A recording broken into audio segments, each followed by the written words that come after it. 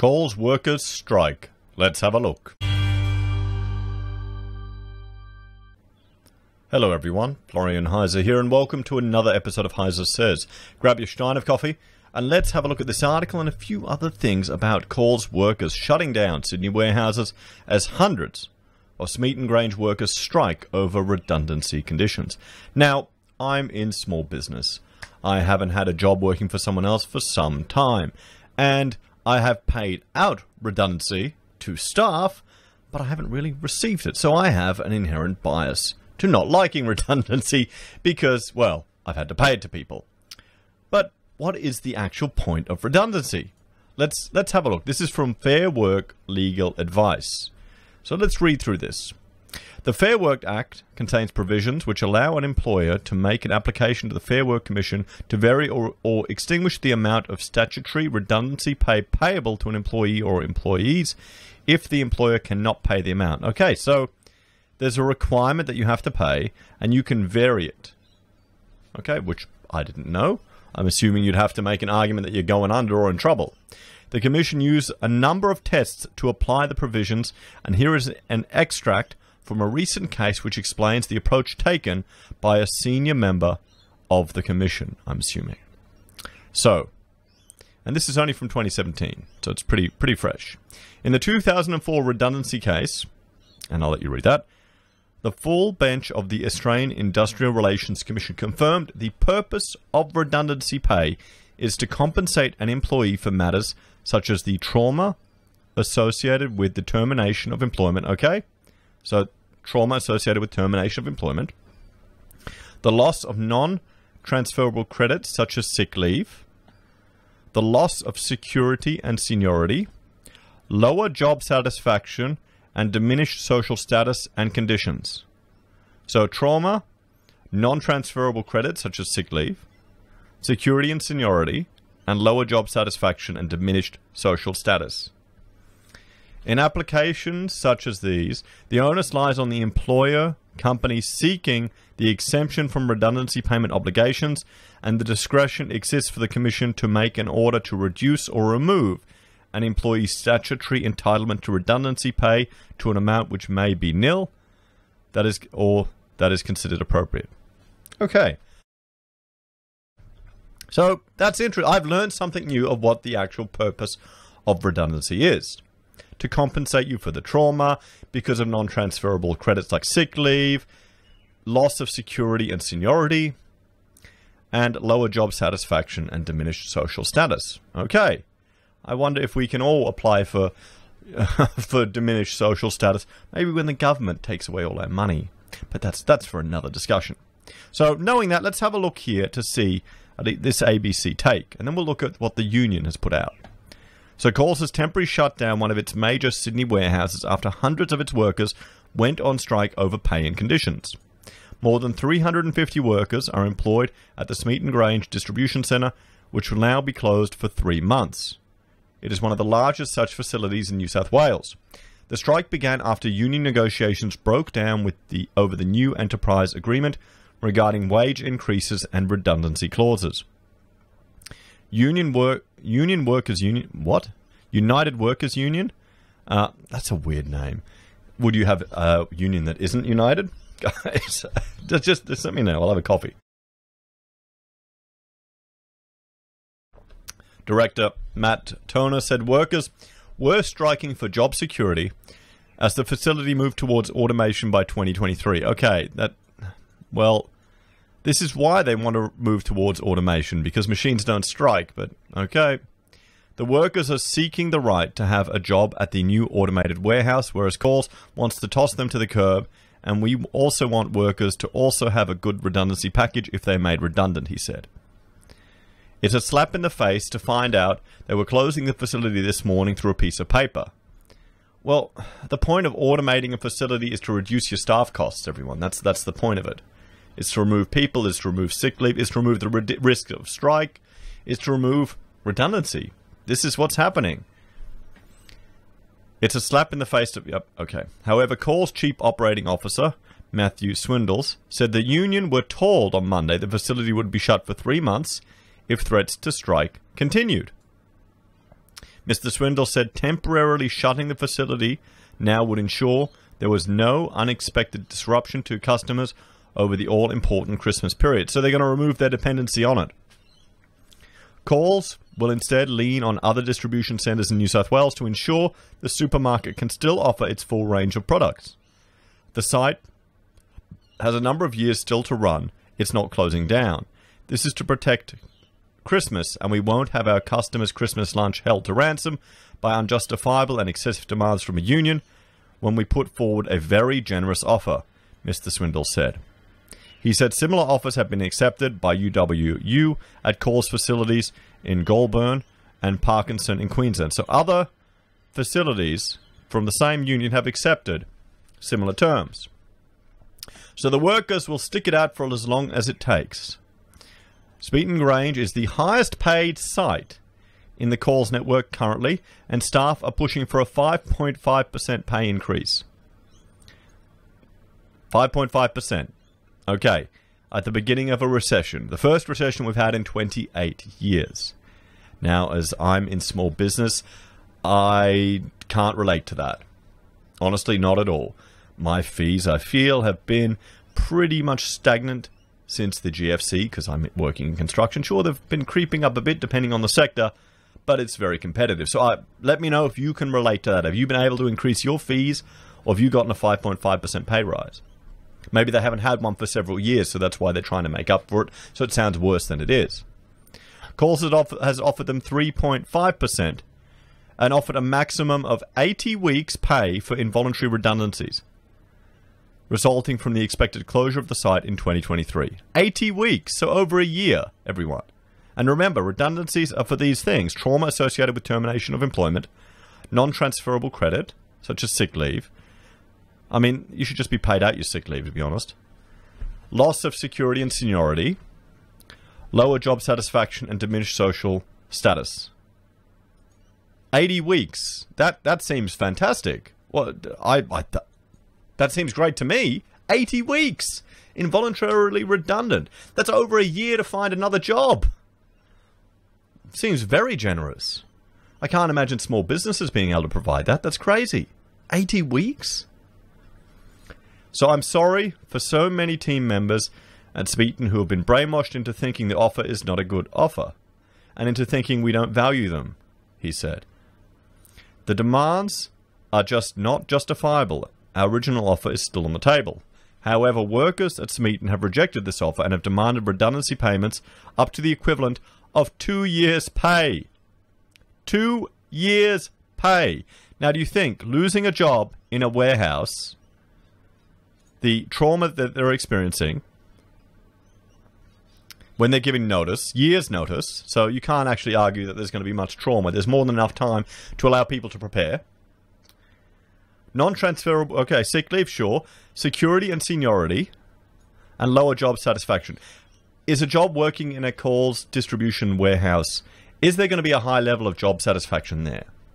I can't imagine there is. But, I mean, it's a job. Hopefully, I mean, there could be some repetition. Sure, there'd definitely be stress meeting timeframes. And then moving stuff around. It'd be hard work. You'd have to work, you know, you'd have to be fit. You'd get fit. It's probably a bonus. 2 years' pay, everyone. Does that seem reasonable to you? To me, that seems insane. But that's coming from my perspective as a small business owner. As someone who's had to just, you know, these are all perks that I've never even encountered. Maybe this is normal. Is this normal for people? Or is this just showing you how entitled some of us are here in Australia? 2 years' pay, everyone. Let me know in the comments, guys, if that is normal. If I'm so far removed from the perks that workers are getting here in Australia that I'm shocked by this. 2 years. Mr. Toner said the strike would continue. The workers are prepared to stick it out for as long as it takes to get what they deserve.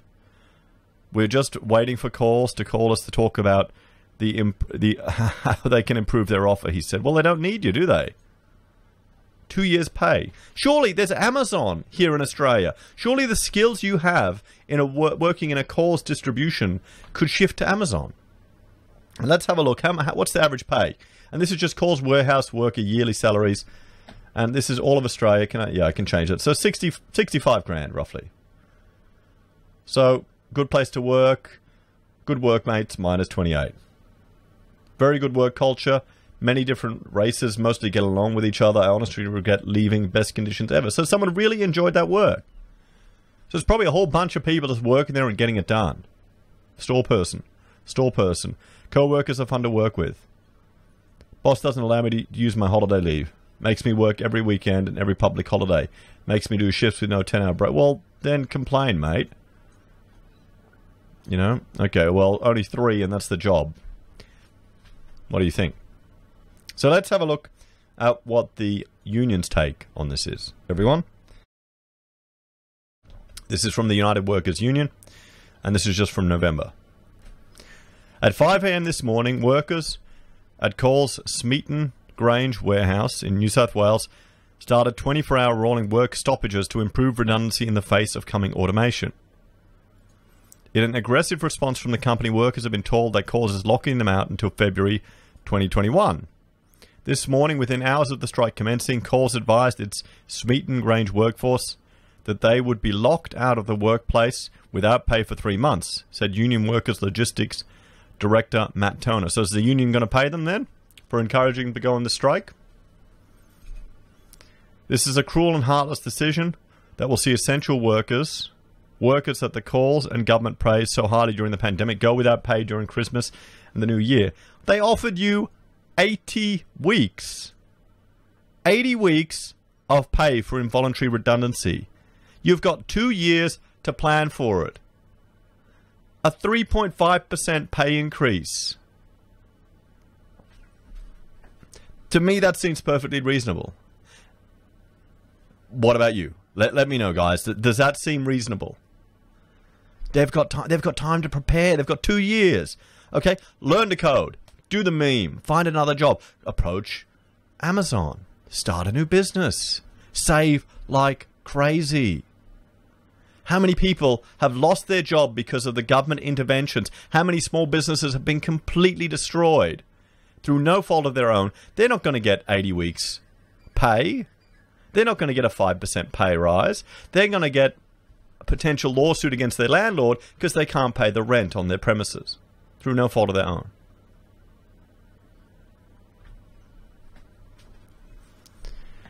The UWU is skeptical that Coles will be able to service its Sydney supermarkets while they've locked down their largest New South Wales warehouse, he said.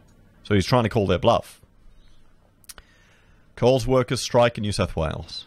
Workers in Coles' largest New South Wales warehouse will begin strike action today in a battle for their jobs in the face of automation. Well, no, you've already lost your jobs. This is the thing. Guys, sorry to say, the jobs are gone. They're going to automate one way or another. That's it. You know, it's not going. This isn't going to go any other way. They're going to automate it. That's going to happen. If anything, this is going to incentivize them to automate because it removes the element of risk from their business. The average consumers won't care. You know, the median wage, I was looking at it, the average wage is maybe $1,700 a week. But the median wage across all industries is about $1,100 a week, guys. Over 350 workers at the distribution centre in Smeaton Grange are members of the United Workers Union and voted to take rolling 24-hour stoppages after negotiations stalled in October. Workers are seeking improved redundancy entitlements, the right to transfer to new Coles warehouse, job security in the form of a permanent to casual ratio, and an increased wage offer.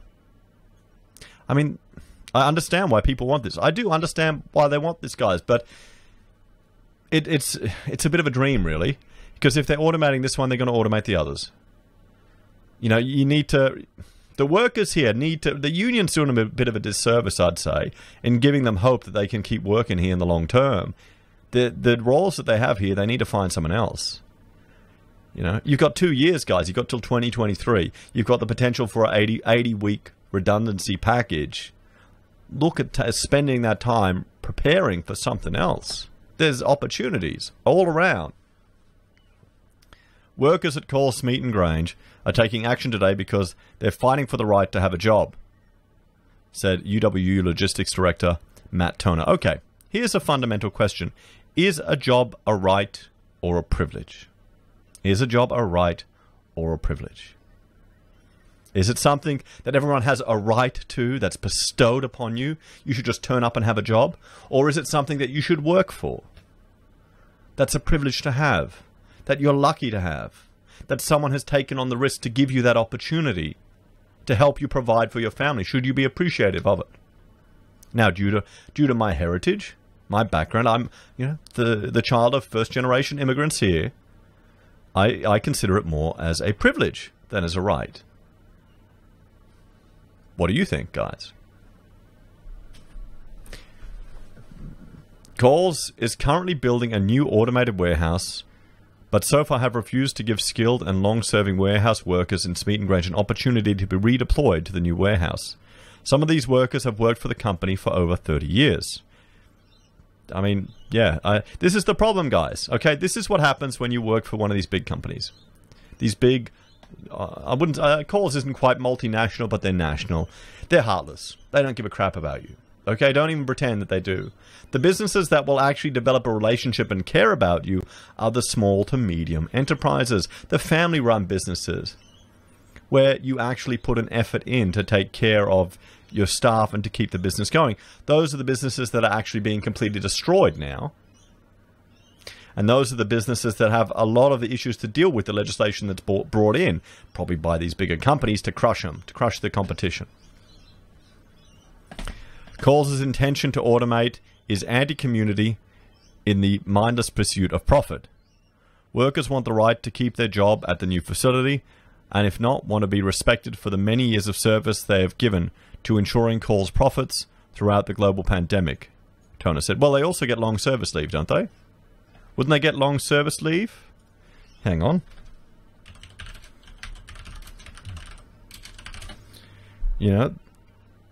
Okay, so, well, this is in Queensland. Employees are entitled to take 8.66 weeks of paid long service leave after a period of 10 years, continuous service. Long service leave is paid at the ordinary rate, excluding overtime pay. Well, they get it in Queensland. I'm assuming they get it in New South Wales. Yep, there you go. Okay, that's what you get, right there. What's wrong, mate? They're getting long service leave. They've been there 30 years.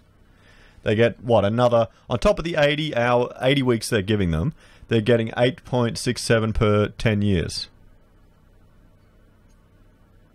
2 months paid leave.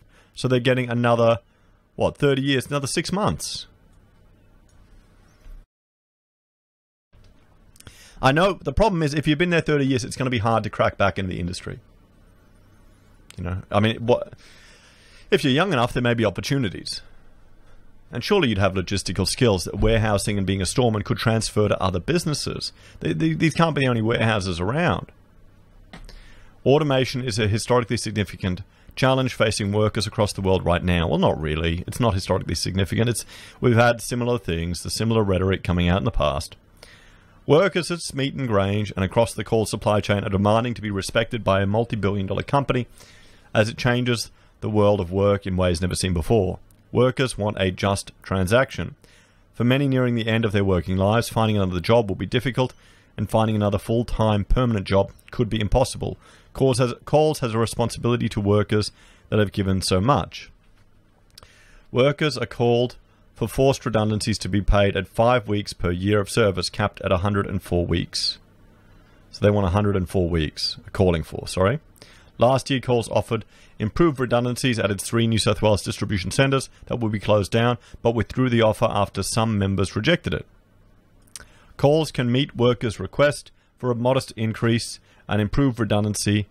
We know they can. Holding out again against workers feels like a slap in the face, especially when Coles' CEO increased his remuneration by 29% in 1 year, and the company has been making mega profits off the back of essential workers throughout the global pandemic, he said. They always draw it always drawing to jealousy, aren't they? I mean, that's what it comes down to. Workers will be voting on whether to continue the 24-hour stoppages over the coming days. Coles has threatened workers with a 3-month lockdown. With one of the largest warehouses in New South Wales out of action, it's hard to see how there will not be disruptions to supply, especially over the Christmas period, Mr. Toner said. So there we have it, everyone. We have the union's take and their calls for because, well, frankly, it looks like they're worried that some of their workers are just going to be abandoned now by this. And you have calls for 2 years redundancy, which, you know, okay, it's a little bit more than the 80 weeks that they're providing. So another 24 weeks. But no mention of the long service leave they're entitled to. And a 5.5% pay rise instead of a 3.5%. So what do you think, everyone? Do you think the striking and the requests from the workers is fair? Do you think the union is, you know, taking care of them? Or do you think maybe giving them a sense of false hope while they have a bit of time here to prepare for what's going to be inevitable? And, I mean, do you agree with what the reasoning for redundancy pay is? Trauma associated with the termination of employment, if you have 2 years' notice, is it going to be that traumatic? Oh, I'm sure it still will be. It'll be an adjustment. And what opportunities would there be for storemen who've got experience in calls? Guys, let me know your thoughts and opinions in the comments down below. It seems, well, quite generous what calls is offering them. But perhaps that's just due to my bias and my experience as being a small business person. Is this normal for people working in these type of roles? You know, is getting 5.5% a year normal and 2 years redundancy? Let me know in the comments below. As always, thanks for watching. Please like, share, and subscribe to the channel. If you're a fan and want to support the content I create here, there are a few ways you can. You can join us on YouTube or Patreon. You can support us using our affiliate links at Amazon, eBay, Independent Reserve, or AussieBroadband. You can buy merch from HeiseSays or Teespring, or you can support us via PayPal. Take care, everyone. Have a great day. I'll see you next time.